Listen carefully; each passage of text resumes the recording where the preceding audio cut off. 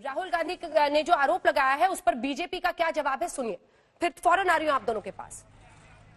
जहां तक राहुल जी का ये बार बार कहना है और कई बार उन्होंने रिपीट किया कि भारतीय जनता के हाथ में पैसा भेजना चाहिए, ये जो पैसा है ये गरीबों के हाथ में जाना चाहिए। मैं बड़े सम्मान के साथ राहुल जी को कहना चाहूंगा कि राहुल जी, जो काम 70 वर्षों में कांग्रेस पार्टी से नहीं हो पाया, वह काम मात्र 6 वर्षों में मोदी जी ने करके दिखाया है। याद कीजिए, आपके पूज्य पिताश्री भारत के पूर्व प्रधानमंत्री श्री राजीव गांधी जी कहते थे कि मैं केंद्र से 100 पैसे भेजता हूं, 1 रुपया भेजता हूं, मगर जो गरीब के हाथ तक पहुंचती है वो मात्र 15 पैसे होते हैं, बाकी 85 पैसे रास्ते में बिचौलियों के कारण गुम हो जाता है। जो ब्रोकर्स होते हैं, जो दलाल होते हैं, वो रास्ते में कहीं ना कहीं पैसा मार जाते थे। आज बड़े ही खुशी से हम कह सकते हैं कि जो जैम ट्रिनिटी जो प्रधानमंत्री नरेंद्र मोदी 2014 में एक रिफॉर्म के रूप में लेकर आए, जिसके माध्यम से डीबीटी स्थापित हुआ, डायरेक्ट बेनिफिट ट्रांसफर स्थापित हुआ, करोड़ों लोगों के खाते तक पैसा पहुंचा है। 6 साल उन्होंने इसीलिए कहा कि आज ही वो दिन थी जब 2014 में भारतीय जनता पार्टी की जीत हुई थी और 26 मई को फिर प्रधानमंत्री ने शपथ ली थी। मनीष जी, आपने सुना बीजेपी का ये कहना है, संबित पात्रा पीसी कर रहे थे, उनका कहना है कि बहुत बड़ी उपलब्धि थी हमारी डायरेक्ट बेनिफिट ट्रांसफर, जिसको आप लोगों ने कभी नहीं स्वीकारा, और मनरेगा आपकी एक उपलब्धि जिसको न स्वीकारते हुए भी आज बीजेपी मान रही है। तो ये तो विरोधाभास की स्थिति है इस देश की राजनीति की, क्या गलत कह रही हूँ?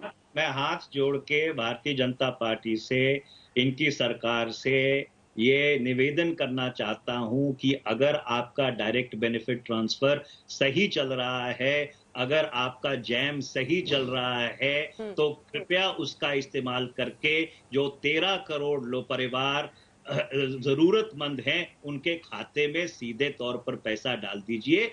इस भ्रम में मत रहिए कि वो पैसा चला गया है। अगर लोगों को सहायता मिल जाती तो इतना बड़ा पलायन ना हो रहा होता। जो वास्तविकता है उसको समझिए। Don't try and defend the indefensible. Jayant ji, सीधा और स्पष्ट है उनकी बात, आपका जवाब। अंजना जी देखिए, जो हाँ जी मैं बताता हूँ, प्रवासी मजदूर जो हैं वो ग्रामीण क्षेत्रों से आते हैं। ग्रामीण क्षेत्रों को, जैसे मैंने पहले ही आपको हिसाब दिया, 10-11 हजार रुपए उन लोगों के बैंक के खाते में चला गया है। तो ऐसा नहीं है कि उन लोगों को राहत नहीं मिल रही है, उनको राहत मिल रही है, चाहे वो शहरी क्षेत्र में हो या ग्रामीण क्षेत्र में, दोनों जगह केंद्र सरकार की जो जिम्मेवारी है। और जैसे अभी संबित जी ने बिल्कुल सही कहा कि हमारे रिफॉर्म्स के कारण, हमारे सुधार के कारण डीबीटी के द्वारा ये पैसा अब सीधा उनके बैंक के खाते में जा रहा है और जा भी रहा है, उनको राहत मिल भी रही है। और मैं विनम्रता से मैं मनीष जी को कहूंगा कि आप करोड़ों की संख्या की बात कर रहे हैं, आज तक कोई इस पे अध्ययन ठीक ठाक नहीं हुआ है कि सड़कों पे आज कितने लोग हैं। जहां तक मेरे ख्याल है, मुझे नहीं लगता है कि करोड़ों लोग सड़कों पे हैं, बिल्कुल लाखों लोग हैं सड़कों पे। और जो आंकड़े कुछ इधर उधर जो प्रेस में आए हैं उसमें नजर आया है कि लगभग कुछ लाखों लोग हैं जो आज के समय सड़कों पे हैं। उन लाखों लोगों को जल्द से जल्द श्रमिक स्पेशल द्वारा, बसों के द्वारा हमें उन्हें घर पहुंचा देना चाहिए। घर में राहत उनके लिए इंतजार कर रही है और उनके लिए सब व्यवस्था हम लोगों ने तैयार किया हुआ है, जो भी केंद्र सरकार कर सकती थी, ये हम लोग को देखना है। लेकिन मनीष जी जो कह रहे हैं, बार बार कह रहे हैं कि करोड़ों लोग अभी रास्तों पे हैं, ये मैं नहीं स्वीकार करने को तैयार हूं। आज तक किसी ने इसका अध्ययन करके सही वैज्ञानिक तौर पर नहीं बताया है कि कितने लोग सड़कों पे हैं। जो भी सड़कों पे हैं, उन्हें हम लोगों को जल्द से जल्द घर पहुंचाना चाहिए। अच्छा मनीष जी हाथ फिर उठा रहे हैं, ठीक है मनीष जी, छोटा सा रिएक्शन क्योंकि वक्त कम बचा है। एक बार मैं आत्मनिर्भरता की तरफ बढ़ते हुए भारत का जो अभियान पीएम ने कहा है उस पर एक रिएक्शन लेना चाहती हूँ, लेकिन ये नंबर्स पे जल्दी से आप अपनी बात कहें। अंजना जी सिर्फ एक बात कहना चाहता हूँ। सवाल क्या कहते हैं, 1 करोड़ और 10 लाख का नहीं है। अगर एक भी व्यक्ति सड़क पे है, ये हमारा उत्तरदायित्व बनता है कि उसको घर पहुंचाए। तो इस बहस में पड़ने की कोई जरूरत नहीं है कि करोड़ों लोग सड़कों पर है कि लाखों लोग सड़कों पर है। किसी को नहीं मालूम कितने लोग सड़कों पर है, पर ये सरकार होने के नाते हमारा उत्तरदायित्व बनता है, क्योंकि सरकार के पास वो सारी सहूलतें हैं, उन सहूलतों का इस्तेमाल करते हुए उनको घर पहुंचाया जाए। चलिए ठीक है, मैं अब जल्दी से एक बार आत्मनिर्भर भारत अभियान जो पीएम इस आर्थिक पैकेज के जरिए छेड़ना चाहते हैं, स्वदेशी का, कि हम इस वक्त को इस त्रासदी को अवसर में बदल सकें देश के लिए।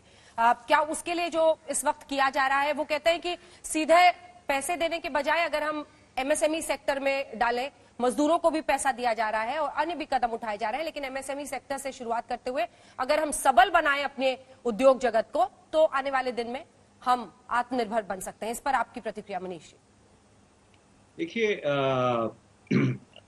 अंजना जी, भारत का कुल बजट 30,42,000 करोड़ रुपया है भारत सरकार का, जो हमने 23 मार्च को संसद में पारित किया था। उसमें से 23 लाख करोड़ का जो रेवेन्यू है वो सरकार कहती है टाइड अप।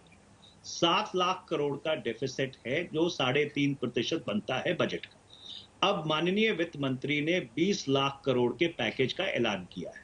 मैं विनम्रता से वित्त मंत्री जी से ये पूछना चाहता हूं, और जयंत सिन्हा जी भी उस मंत्रालय में रहे हैं, कृपया करके आप मुझे समझाएंगे कि ये पैसा आएगा कहां से, कि क्या आप बोरोइंग करोगे मार्केट से, क्या आप डेफिसिट फाइनेंसिंग करोगे, मतलब नोट छापोगे, क्या आप मल्टीनेशनल इंस्टीट्यूशंस के पास जाके ऋण लोगे, इसको फाइनेंस कैसे करोगे? ये जो बड़े बड़े नंबर के गोले दागे जा रहे हैं रोज, ये आने वाले दिनों पे इस पे बहस हम करेंगे। जल्दी से जैन जी एक लाइन में जवाब, वक्त की बहुत कमी है।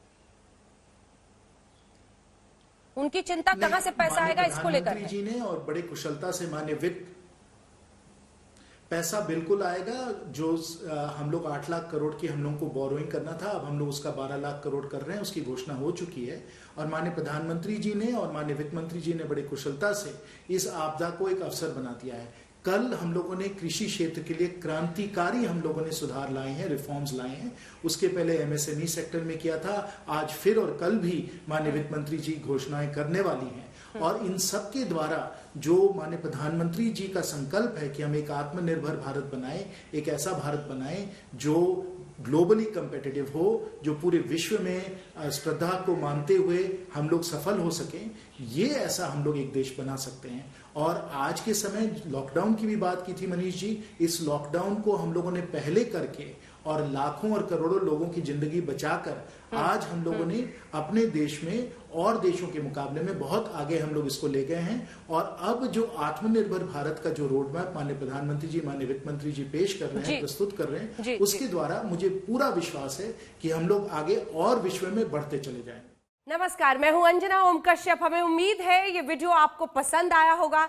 लेटेस्ट खबरों के लिए यूं ही देखते रहिए आज तक, और इस वीडियो के पसंद आने पर लाइक, शेयर एंड सब्सक्राइब करना ना भूलें।